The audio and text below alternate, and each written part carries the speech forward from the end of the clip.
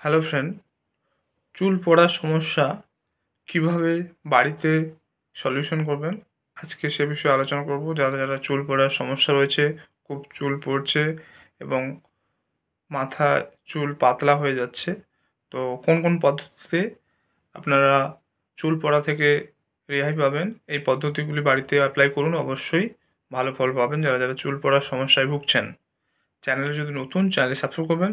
চলুন শুরু করা যাক। যে কয়েকটি পদ্ধতির কথা বলবো সেগুলো একটি বা দুটি অবশ্যই অ্যাপ্লাই করুন, অবশ্যই ভালো ফল পাবেন। ১ নম্বর হচ্ছে গরম তেল মাসাজ করতে হবে। গরম তেল দিয়ে আপনার মাথার ত্বকে মাসাজ করতে হবে। এইভাবে আপনার চুলে ফলিকলে রক্ত প্রবাহ বাড়বে। আপনারা নারকেল তেল ব্যবহার করতে পারেন। ২ নম্বর হচ্ছে নারকেল তেল, অর্থাৎ নারকেল তেলে লরিক অ্যাসিড নামক এক প্রকার ফ্যাটি অ্যাসিড থাকে, যেটা চুলকে সফট করে।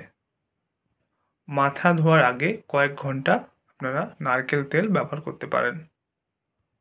৩ নম্বর হচ্ছে রোজমেরি তেল। এটি চুলের বৃদ্ধি করে এবং চুল পড়া প্রতিরোধ করে। এটি শ্যাম্পুতে যোগ করতে পারেন। এরপর হচ্ছে লেবু তেল, অর্থাৎ শ্যাম্পু করার ১৫ মিনিট আগে চুল ও মাথার চামড়ায় লেবুর রস লাগান। এরপর হচ্ছে অ্যালোভেরা, অর্থাৎ অ্যালোভেরা খুবই পরিচিত এবং সবচেয়ে বড় ঘরোয়া প্রতিকার। অ্যালোভেরার সাথে শ্যাম্পু ব্যবহার করে বা চুলের কন্ডিশনার ব্যবহার করুন। মাথার ত্বকে অ্যালোভেরা জেল লাগাতে পারেন।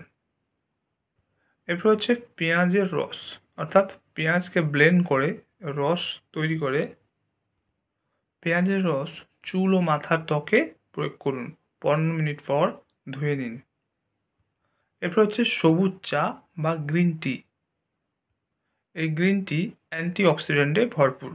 এই গ্রিন টি তৈরি করে আপনার মাথার ত্বকে লাগান।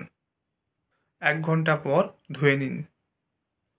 তো আজকে জানলেন যে চুল পড়া প্রতিরোধে কোন কোন ঘরোয়া পদ্ধতি আপনারা অ্যাপ্লাই করতে পারেন, যেগুলোর দ্বারা আপনার মাথার চুল যেমন ঘন হবে, পুষ্টিময় হবে, তেমনি মাথার চুল পড়া থেকে রেহাই পাবেন। এই ভিডিওটি শুধুমাত্র সঠিক ইনফরমেশনের জন্য। যদি আলাদা কারো অ্যালার্জি বা বিভিন্ন ক্ষেত্রে অন্যরকম রোগ থাকে, তাহলে ডক্টরের পরামর্শ অনুযায়ী এগুলো অ্যাপ্লাই করবেন। তো আজকের ভিডিও এই পর্যন্ত। চ্যানেল যদি নতুন, চ্যানেল সাবস্ক্রাইব করবেন, ভিডিও ভালো লাগলে লাইক করবেন। Thank you for watching.